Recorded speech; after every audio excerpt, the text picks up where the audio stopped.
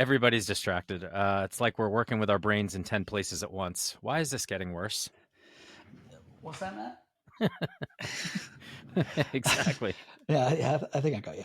Um, yeah, I mean, we've talked about elements of this before, but we basically live in environments that are designed to fragment our attention. The more our attention is fragmented, the more that the parties, the technology companies that want to get bits of our attention can get them, right? And Mm, so there's a real benefit and an enormous amount of money that is being spent to pull a bit of your attention. And frankly, we're victims of that. Um, and so it's important to understand that it is a natural human condition to get distracted, and the modern world in which we live means that distraction is going to happen more and more and more. hmm Um, it even translates to how the work environments in which we sit are designed. Um, there are people out there uh, that are productivity experts, some of whom claim that one of the worst things to ever have been invented was a multitasking operating system. And then shortly after that, one of the worst things to be invented were tabs on our browsers, right? hmm Because this is, even in a work setting, we're loading up and loading up our environment over the course of a day, or if you haven't rebooted your computer, maybe over the course of a week, with more and more and more things that can distract us. hmm Add into that notification city, hmm notifications everywhere. I would love, if I could change one word in the English language, I would change notifications to distractions. Right? It would be like, Mm. oh, I've enabled a distraction on my phone. Oh, that's good. So yeah, so it's just all around us, and it's something that is deeply challenging for us. How do we fight back? Well, first is a deep acknowledgement of it, right? Yeah. There's some really important things to note.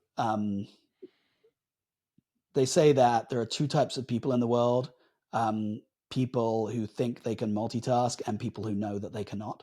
Yeah. And the sure, some people are mildly better at multitasking than other people, but we're talking about degrees of badness.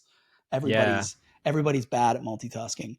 Microsoft did a study back in the early 2000s, and they looked at the average amount of time that it takes to get back on task when you've been pulled off a task. hmm And being pulled off a task can mean anything from somebody knocks on your door in the office and says, "Hey, can we quickly talk about this?" hmm To a ping on your phone, to just you losing track, right? And you going down a rabbit hole by one of those tabs that is open. Yeah. They managed the This was done a while ago, and I would be intrigued to see if the research was done again. But they looked at the average amount of time that it takes people to get back on track when they lose track, hmm and it was over 20 minutes. So if Wow. you think about you think about how often that happens, that is a source of massive loss of personal productivity, personal effectiveness, whatever you want to call it. So Wow. so the start of this is just really acknowledging how difficult this is. But the main thing is to really work extensively on techniques that will help you combat it. Mm. Pomodoro technique is one. For those people that don't know what the Pomodoro technique is, it's a short period of focused energy devoted to a single task. Standard Pomodoro technique time is 25 minutes. People do shorter ones and ever so slightly longer ones, but that's 25 minutes of focused energy, then a 3 or 4 minute break, or maybe even a little longer, and then another 25-minute burst of energy, hmm and so on and so forth. And then, as part of that technique, you're supposed to track what are known as external and internal um, interruptions. They call it, hmm but basically, it's distractions if you think about it. So Yeah. it's a It's somebody interrupted you and caused you to do something else, or you interrupted your own train of thought and ended up doing something else. And so if you track those things, you track when that's happening, then you've got something to measure and something that you can work on. So at a personal level, that's sort of like the training that you can do that can really help you with this. Yeah, I know for me, I use full screen to help me with that in meetings, Yep. for example. And I have a big giant screen, so it's actually a little overkill Yeah. sometimes. But also, I know what's behind that is Yep. 25 tabs open in Google, email, Teams chats, controlling your I love calling that distractions. Controlling your distractions is great, but at the same time, it also reminded me that sometimes we build systems and we build in notification by design to Yep. move things along. So we're actually contributing to the chaos purposefully to meet some other metric or some other way of working. Is like, we're purposefully going to bug you Yep. until you do your thing. Yeah. Well, there's a couple of things that you brought up there, Matt, that I really want to hone in on. You mentioned about going full screen, and that is absolutely terrific. But what's really interesting is that there's a bunch of research out there that shows that just the existence of these things, you kind of alluded to yourself, the stuff that's behind I know that it's full back screen, there. Yeah. is back there. Yeah. And one of the really classic examples of that is the phone on the desk. There was a study that was done, I want to say it was about 5 years ago or so. And what they did is they took some people that were doing that were in an exam setting. And in one case, they asked the group of people taking the exam to have their phones, put their phones to basically switch their phones off because they were taking an exam, but have their phone next to them on the desk. Yeah. And then the second group of people, exactly the same. The only difference was that they had to put their phones in a bag on the floor. Mm-hmm. The people that had the phone on the desk, even though it was switched off, did markedly worse. Markedly worse. Why? Because our brains were so attuned to, there might be something, and it was pulling us away constantly.